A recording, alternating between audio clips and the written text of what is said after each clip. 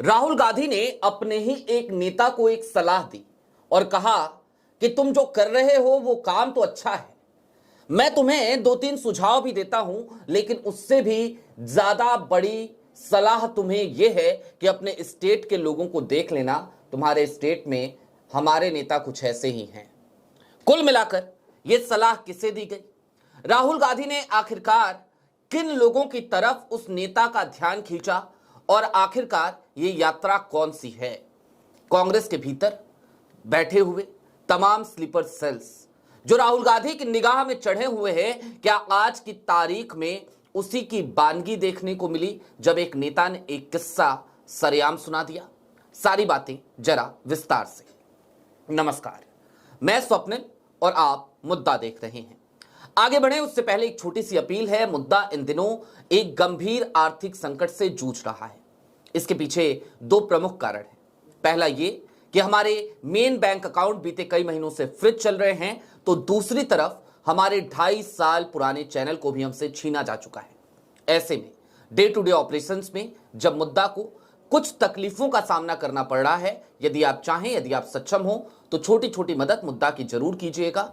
अब आगे बढ़ते हैं और सबसे पहले मैं चाहता हूं आपको एक वीडियो दिखाई जाए, एक वीडियो जिसने इस समय कांग्रेस के भीतर ही खलबली मचा रखी है। मेरा तो एक ही नेता है भाई, तो सबको छोड़ के राहुल गांधी जी से मैंने बात की थी, उनको मैंने अपना बताया था, मैंने कहा कि इस तरह से मैंने सोचा है। और राहुल गांधी में और औरों में फर्क बताता हूं आपको क्या है। और जिस भी नेता से मैंने बात की ना, सब पता है क्या पूछते थे, इससे हासिल क्या करना चाहते हो?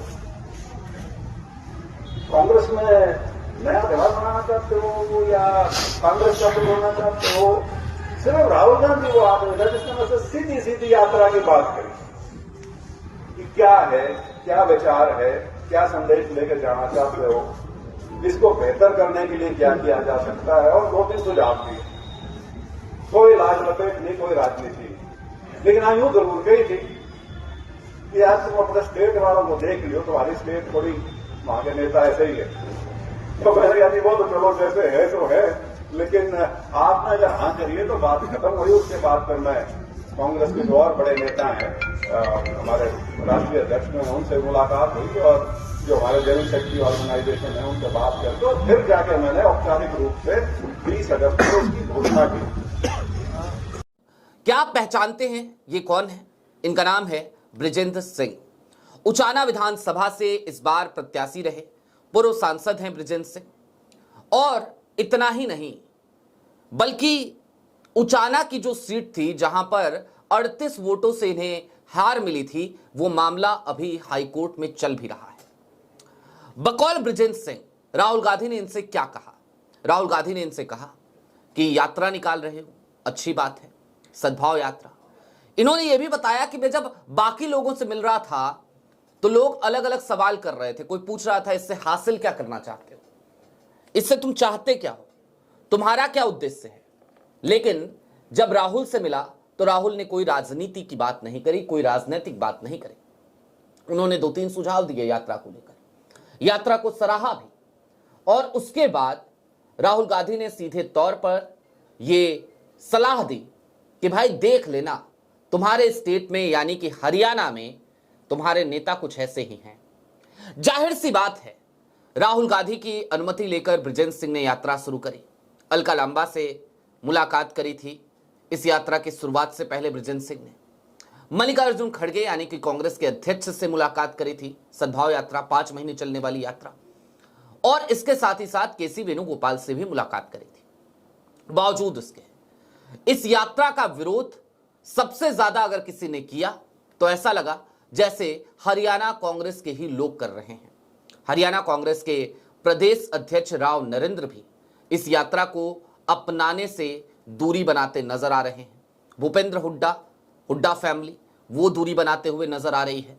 हालांकि कांग्रेस के कई और नेता समय समय पर इस यात्रा में जरूर शामिल हो रहे हैं।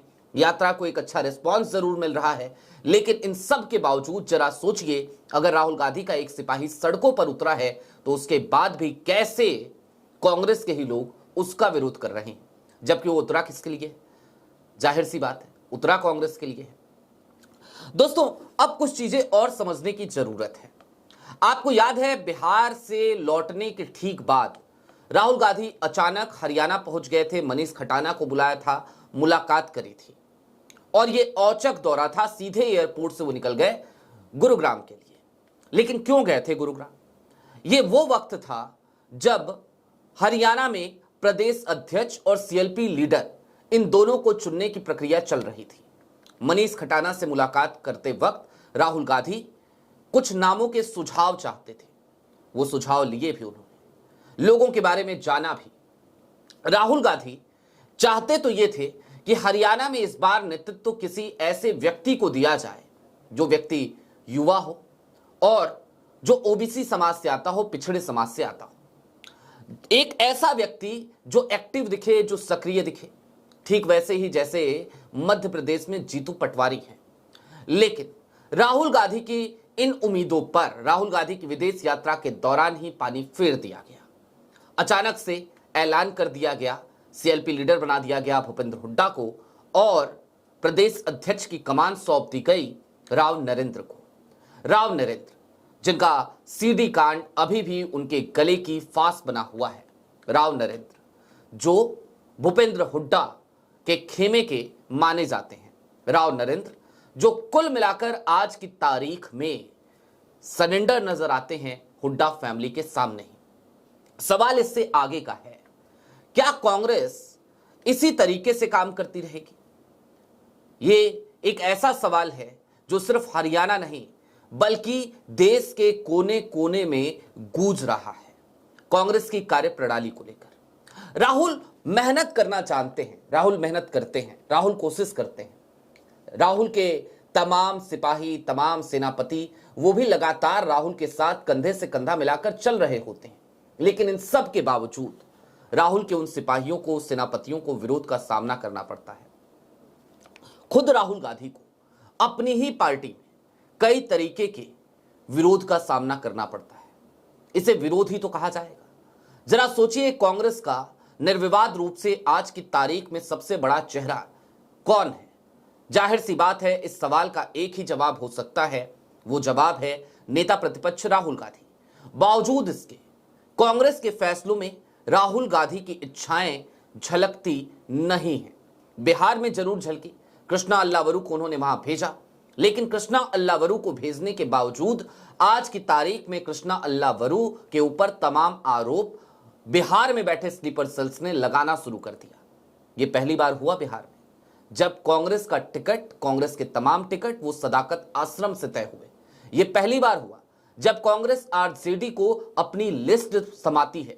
यह पहली बार ही हुआ जब कांग्रेस ने सदाकत आश्रम से यानी कि कांग्रेस कार्यालय से तमाम फैसले लिए। बावजूद उसके कांग्रेस के भीतर ही कृष्णा अल्लावरू का विरोध, उधर बिहार में कृष्णा अल्लावरू तो इधर बृजेंद्र सिंह का विरोध। ये अजीब सी स्थितियां हैं जिन स्थितियों से कांग्रेस इस समय दो चार हो रही है।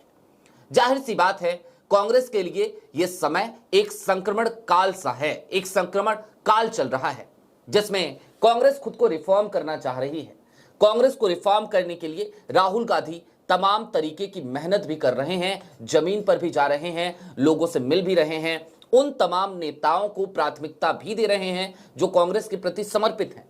लेकिन इन सब के बावजूद हालात तो आज की तारीख में यही दिखते हैं कि राहुल चाहे जितनी भी मेहनत करें, जितनी भी कोशिश करें, उनकी तमाम कोशिशों पर, उनकी तमाम मेहनत पर पानी फेरने का काम कोई और नहीं बल्कि कांग्रेस में बैठा हुआ स्लीपर सेल ही करता हुआ नजर आता है।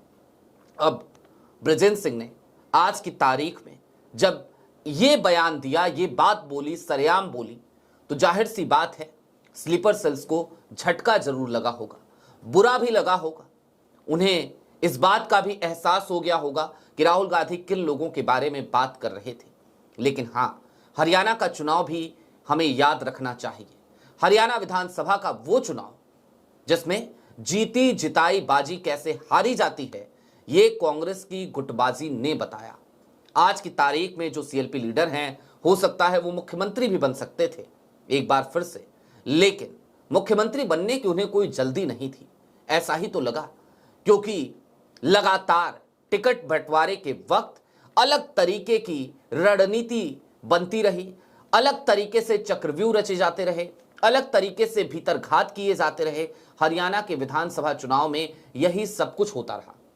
निश्चित तौर पर वोट चोरी एक बड़ा मुद्दा है, जरूर है, हरियाणा के चुनाव में भी है, महाराष्ट्र के चुनाव में भी है, लेकिन इन सब से कहीं ज्यादा अगर कोई और बड़ा मुद्दा है तो वो है कांग्रेस के भीतर बैठे हुए वो तमाम स्लीपर सेल्स, वो तमाम गद्दार जो वोट चोरी से भी कहीं ज्यादा खतरनाक कांग्रेस के लिए साबित हो रहे हैं। आपकी क्या राय है हमें कमेंट बॉक्स में जरूर बताइएगा। अभी के लिए दीजिए इजाजत। ऐसे ही तमाम अपडेट्स, तमाम डेवलपमेंट्स के लिए जुड़े रहिए मुद्दा के साथ। चलते चलते फिर वही अपील, चैनल पे नए हो सब्सक्राइब करते हुए जाइएगा, सक्षम हो तो छोटी छोटी मदद मुद्दा की जरूर कीजिएगा। बहुत शुक्रिया।